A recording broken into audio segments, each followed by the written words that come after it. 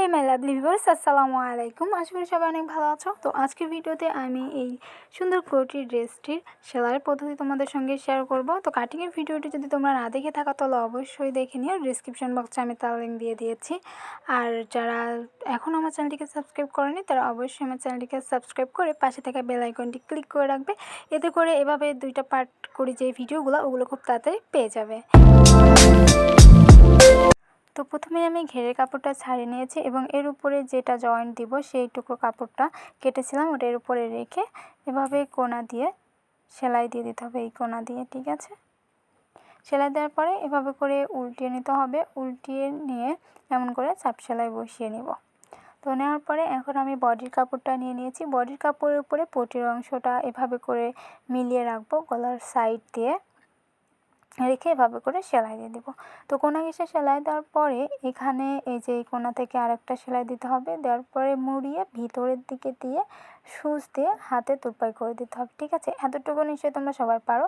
তো এখন আমি এই যে কীভাবে পাইপিং দিবা সেটা দেখিয়ে দিচ্ছি। এভাবে দুইটা ভাঁজ দিতে হবে পাইপিংয়ের কাপড়, তারপরে যেখান দিয়ে দিবা সেখানে এভাবে করে এমন করে ধরে এই কোনা দিয়ে সেলাই দিতে হবে।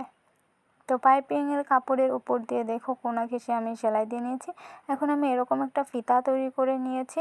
তারপরে ফিতাটাকে আমি এভাবে করে এখানে রেখে এর উপর দিয়ে পাইপিংয়ের কাপড়টা দিয়ে সেলাই দিয়ে দেব।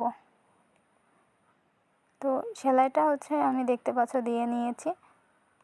নেওয়ার পরে এখন তোমরা যতটুকু মোটা বা চওড়া চাও সেই অনুযায়ী রেখে এভাবে করে মুড়িয়ে ভিতরের দিকে দিয়ে ধার ঘেঁষে সেলাই দিতে হবে। তো এই যে যতটুকু চাও ততটুকু ভিতরের দিকে দিয়ে এভাবে করে সেলাই দিয়ে দিবে। তো আমি এভাবে করে সেলাই দিয়ে নিচ্ছি দুইটাই। আমি দেখতে পাচ্ছ দুইটাই আমি এভাবে করে সেলাই দিয়ে নিয়েছি।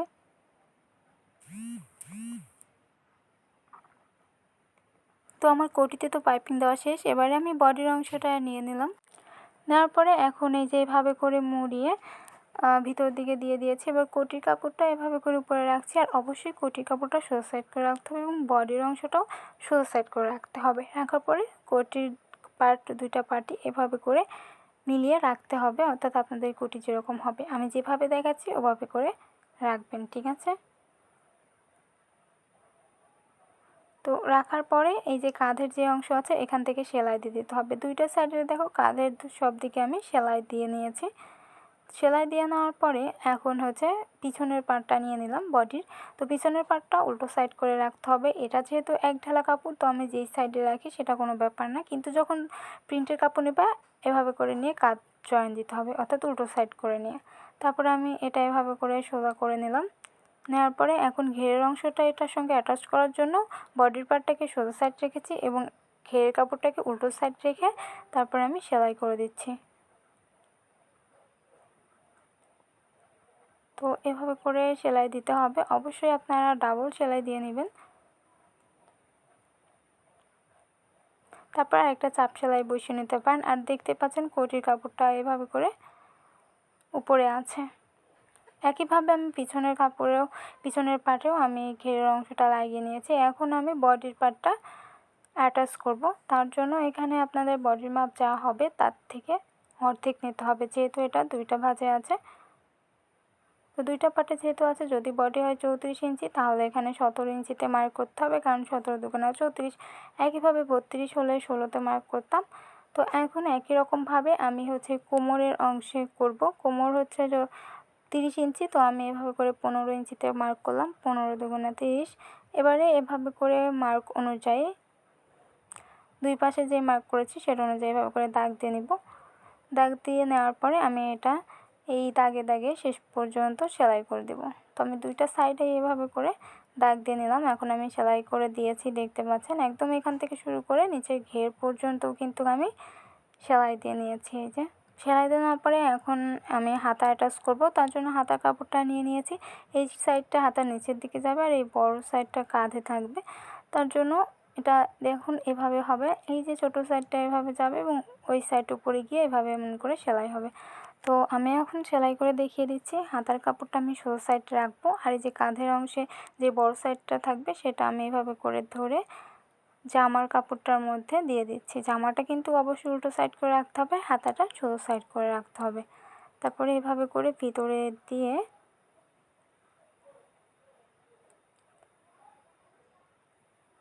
এভাবে কাঁধের সঙ্গে মিলিয়ে ধরে তারপরে সেলাই শুরু করতে হবে। তো আমি এভাবে করে কাঁধের সঙ্গে এবং জামার সঙ্গে হাতার কাপড়টা ধরে মিলিয়ে ধরে আস্তে আস্তে করে সেলাই দেওয়া শুরু করব। টেনে টেনে সেলাই করবেন না, তাহলে বলে যেতে পারে, তখন হাতার কাপড়টা বড় হয়ে যাবে। তো এখানে আরেকটা বিষয় আপনাদের সঙ্গে শেয়ার করি, কাঁধের ওখান থেকে সেলাই শুরু করে বগল পর্যন্ত আসার পরে আপনারা সেলাইটাকে ওখান থেকে খুলে ফেলবেন। এই যে সম্পূর্ণ রাউন্ড করবেন না। এরপরে আবারও কাঁধের এখান থেকে সেলাই দেওয়া শুরু করবেন। যেই সাইডটা সেলাই হয় নাই, ফাঁকা আছে, এই সাইড থেকে আবারও আমি সেলাই দিতে শুরু করব। তো এভাবে করে সেলাই করলে আপনার কোনো দিকে একটু বাড়তিও থাকবে না, আবার গুছিয়েও যাবে না। তো এবার আমি কাঁধের থেকে অপর সাইড থেকে এভাবে সেলাই দেওয়া শুরু করছি। এখানে মিলিয়ে ধরে কাঁধের প্রান্ত থেকে সেলাই করছি। এবারে সেলাইটা এই যে বগল পর্যন্ত আসার পরে এখান থেকে আর কাটবো না, এখান থেকে শুরু করে পুরো রাউন্ডটাই আমি ডাবল সেলাই দিয়ে নিচ্ছি।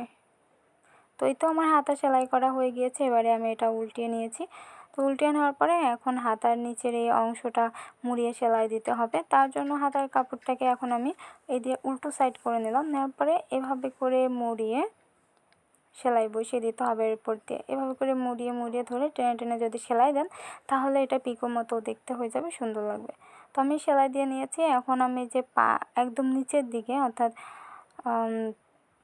আমব্রেলা কাট গোল জামার নিচের যেটা থাকে, নিচের ঘেরটাকে আমি এখন মুড়িয়ে সেলাই দিয়ে নিচ্ছি, কারণ আমি এরপরে কলার লাগাবো। আর কলার লাগাতে গেলে আমার সুতা চেঞ্জ করতে হবে। তো আমি একবারে লাল সুতা দিয়েই সম্পূর্ণ ঘেরটা সেলাই করে নিলাম, নিচের ঘেরটা এবং হাতার মোহরিটা।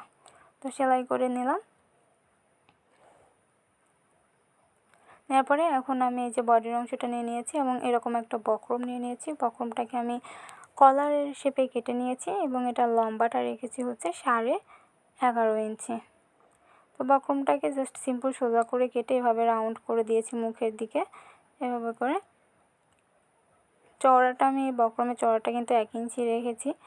এবারে আমি কালো কাপড় নিয়ে নিলাম। এক্সট্রা কালো কাপড়ের উপরে বক্রমটাকে প্রথমে এভাবে করে শার্ট করে বসাতে হবে। বসিয়ে এইভাবে করে নিচের দিক থেকে মুড়িয়ে সেলাই দিতে হবে। তো আমি বক্রমটা প্রথমে এভাবে করে মুড়িয়ে সেলাই দিয়ে নিচ্ছি।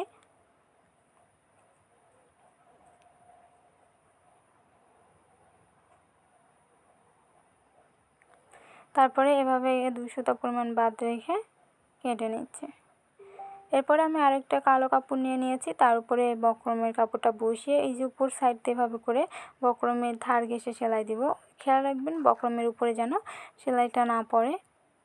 তো এদিক থেকে এভাবে করে ধরে সেলাই দিতে হবে। আপনারা যখন তৈরি করবেন তখন আরও ভালোভাবে বুঝতে পারবেন, যখন সেলাই করবেন আর বারবার ট্রাই করবেন তাহলে হয়ে যাবে। তো এরপরে আমি কলারের কাপড়টাকে যে চারিদিকে আঁকাবাঁকা অতিরিক্ত কাপড়টা কেটে নিয়েছি। এবার এদিক থেকে একটু কাট করে দিচ্ছি। খেয়াল রাখবেন যেন সুতাটা কেটে না যায়, অর্থাৎ সেলাইটা কেটে না যায়। তারপরে এভাবে করে কলারটা উল্টিয়ে নেবেন। উল্টিয়ে নেওয়ার পরে এর মধ্যে যেই অতিরিক্ত কাপড় আছে ওই কাপড়টা মুড়িয়ে এর ভিতরে দিয়ে দিতে হবে। এই যে এভাবে করে মুড়িয়ে এর মধ্যে দিয়ে তারপরে সেলাই করে কলারটাকে সমান করে দিতে হবে। তো আমি এভাবে করে মুড়িয়ে সেলাই করে দিচ্ছি। এবারে কিন্তু কাপড় দুই দিকে লেগে থাকবে।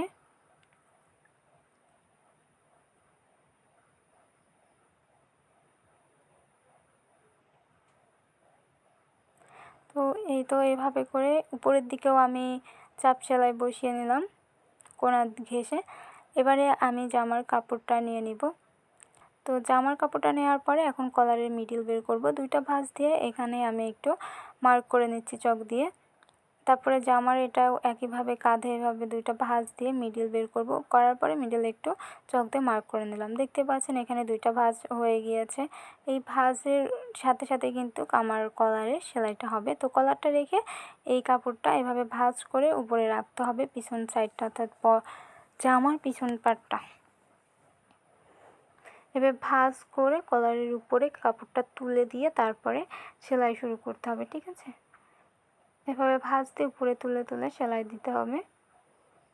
তো আমি এভাবে করে সেলাই দিয়ে নিচ্ছি। আর কলারটা কিন্তু আমি কোটির কাপড় সঙ্গে লাগাচ্ছি, আপনারা চাইলে আপনাদের জামার কাপড়ের সঙ্গেও কলারটা অ্যাটাচ করতে পারেন। তো এভাবে করে আমি এই সাইডেও কলারটা আমি লাগিয়ে নিচ্ছি, এর উপরে তুলে তুলে সেলাই দিয়ে নিয়েছি। দেখতে পাচ্ছেন কলারটাও খুব সুন্দরভাবে লেগে গিয়েছে।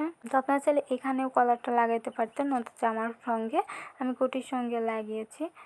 তো এই ছিল আজকের ভিডিও। আশা করছি ভিডিওটা থেকে আপনারা কিছুটা হলেও উপকৃত হয়েছেন। যদি ভিডিওটা আপনাদের ভালো লেগে থাকে তাহলে অবশ্যই একটা লাইক, কমেন্ট এবং বন্ধুদের সঙ্গে শেয়ার করতে ভুলবেন না। আজকে এই পর্যন্তই। সবাই ভালো থাকবেন। আল্লাহ হাফেজ।